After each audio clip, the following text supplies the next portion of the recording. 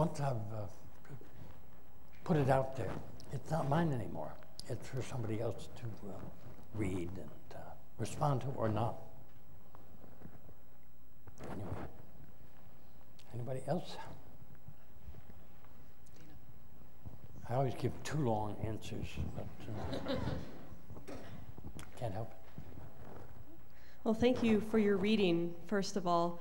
I teach an introductory level creative writing workshop here at Purdue, and I often have students who are writing about a significant loss, about grief. And so we inevitably have conversations about sentimentality. Is sentimentality good for the poem? Is it bad for the poem? It's something that a lot of writers struggle with these subjects. Yep. And your poems often strike me as full of a lot of emotion, as very tender, but not as sentimental. And I was wondering if sentimentality is something that you are very conscious of avoiding as you are writing, or what your thoughts were on sentimentality in poetry. Yeah, when I use the word sentimentality, I mean false feeling or forced feeling, or something that sort of waving its hand and says, feel, come on, feel. And emotion is the heart's talk, the real thing. So when I wrote Without originally, I was determined to avoid sentimentality, and I knew that it would be easy to slip into it and not notice it, not see it. And in fact, I have always relied on other friends, other poets, but not all poets, to reading my work and talking back to me about it.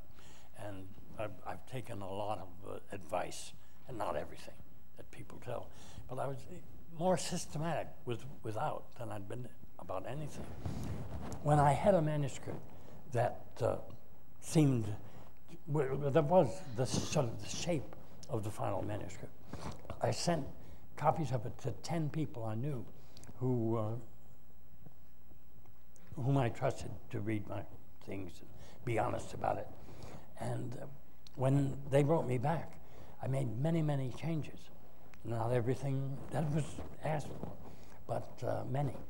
And then I sent it to 10 more people, 10 totally different people. And people who would not have remembered the old manuscript when they read this new version. And so I could make changes that I wasn't sure of and try it out on another bunch of people.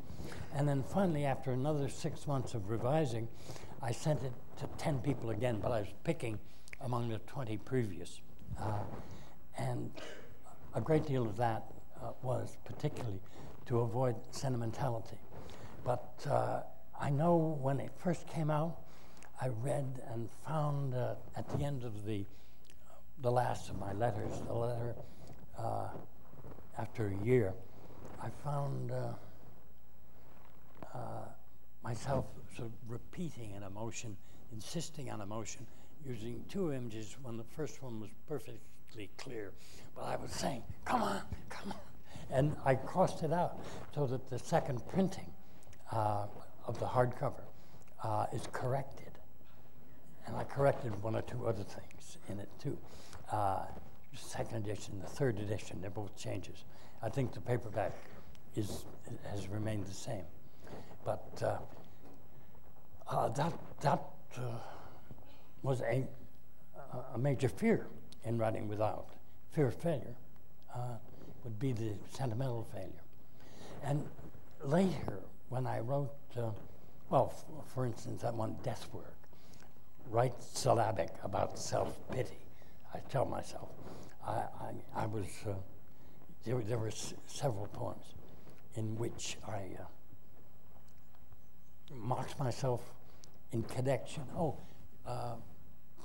Call attention to myself as the grieving widower. Poor me, take pity on me. I was very aware of the problem. Anyway.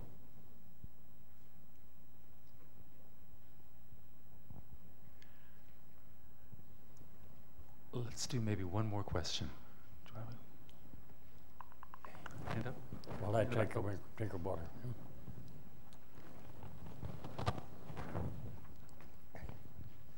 You're talking about loss and grief, and I was wondering how you relate that to your earlier poem, The Alligator Bride. Well, in The Alligator Bride, I don't recall any grief in the poem, or any grief leading to it, or any event surrounding it that could have led to grief.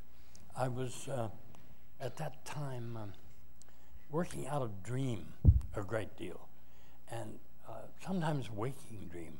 Sometimes my waking dreams have been more powerful than my sleeping ones. And I did have someone had given me as a gift a little tiny stuffed alligator dressed as a bride, kind of horrifying little thing. But it centered for me feelings I was having at that particular time about two women. And the poem just began for me kind of explosively with the alligator bride in the first few lines, and I had no idea what was happening next.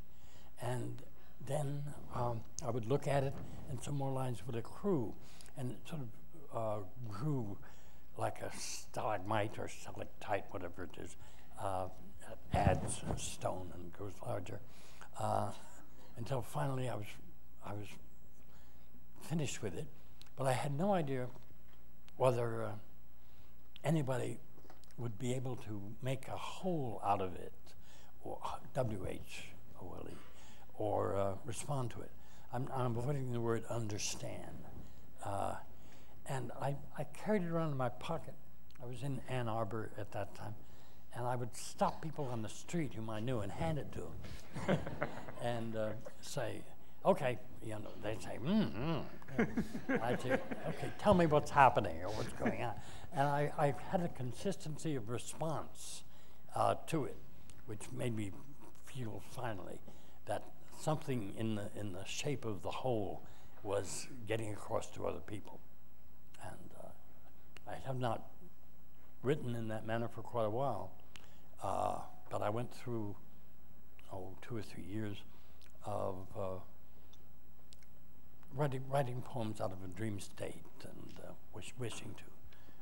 That was the most extended or considerable one, I think. Anyway, thank you all.